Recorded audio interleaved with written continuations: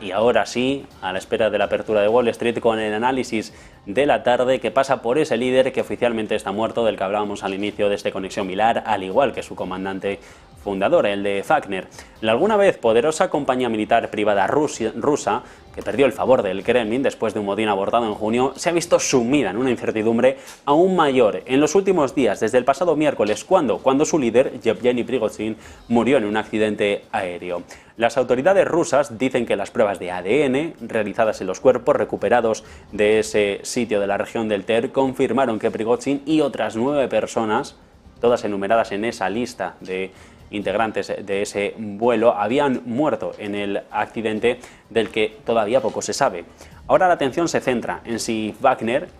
que Prigozhin construyó durante casi una década hasta convertirlo en un imperio global que benefició a Moscú, además de a su propio bolsillo, en última instancia, y con la desaparición de su fundador y su líder hasta ahora, también va a morir. Funcionarios estadounidenses y occidentales le dicen al New York Times que el Kremlin está considerando formas de poner a Wagner bajo un control más directo del Estado ruso, pero que no ha tomado ninguna decisión final sobre qué hacer con el grupo. Es poco probable, por un lado, que Rusia quiera desperdiciar los combatientes entrenados, las incursiones geopolíticas, presencia en el resto del mundo y los intereses comerciales que Prigozhin poco a poco fue cultivando desde la fundación de Wagner en 2014.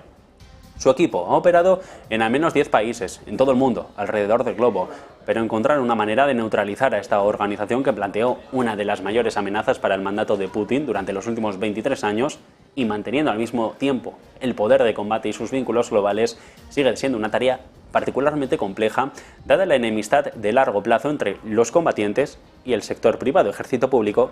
ejército privado. Durante una reunión en el Kremlin después del motín, finales de junio, Putin le dijo a los comandantes de Wagner que podrían continuar sirviendo juntos, bajo un liderazgo diferente, que Prigozhin no estuviera en la estructura de Wagner, y de hecho lo reiteró en una entrevista con el periódico ruso Kommersant el mes pasado. Putin contó ahí cómo propuso que los comandantes siguieran sirviendo bajo el mando de un exmiembro de Wagner aprobado por el Kremlin, que usa el alias de Grey Hair. Putin dijo que Prigozhin se negó en nombre de todos sus comandantes, aunque algunos negaban con la cabeza en señal de desacuerdo. En teoría, Wagner todavía podría funcionar sin Prigozhin, restablecer el orden, y que el fundador, Dmitry Kiev, y autoridades rusas, que también confirmaron que había muerto en el accidente aéreo junto a otros 5 pasajeros relacionados con Wagner y 3 miembros de la tripulación, pudieran cambiar el orden de las cosas. Las autoridades rusas han confirmado también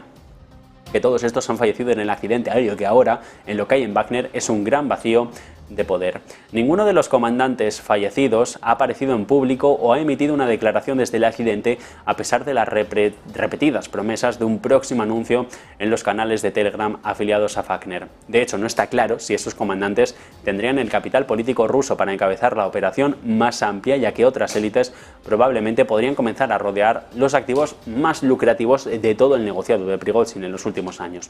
En un improvisado monumento en la acera de los líderes caídos de Wagner, cerca de la Plaza Roja de Moscú, los combatientes que fueron a presentar los respetos dijeron que estaban seguros de que la compañía militar privada continuaría operando. Aún así, y sin el visto bueno del Kremlin, las operaciones del grupo corren el riesgo a día de hoy de desmoronarse. Una conexión personal, la de Prigozhin con Putin, que data de la década de los 90 en San Petersburgo y que sirvió como tarjeta de presentación en el extranjero, permitiendo al magnate, de hecho, vender poder geopolítico junto a servicios de seguridad en Mali, en República Centroafricana, en Libia y en otras naciones. Esto en estos momentos de desestabilización en esta zona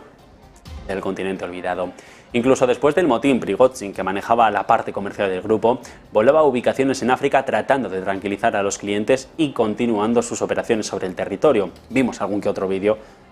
publicado desde algún paraje africano. Sus intereses abarcaban de todo: petróleo, gas, metales preciosos, piedras. De hecho, Putin dijo la semana pasada, y señalando el regreso de África del magnate, que habría que reunirse con ciertos funcionarios el día antes de abordar ese desafortunado jet privado en Moscú. Sus viajes se produjeron en medio de informes de que el Ministerio de Defensa ruso estaba tratando de ejercer control directo sobre algunas de las operaciones en el extranjero. Wagner construyó una marca nacional visible e internacional en Rusia solo después de la invasión por parte de sus tropas a Ucrania por parte de Putin el año pasado. Wagner reclutó en gran medida entre la población rusa, aún así.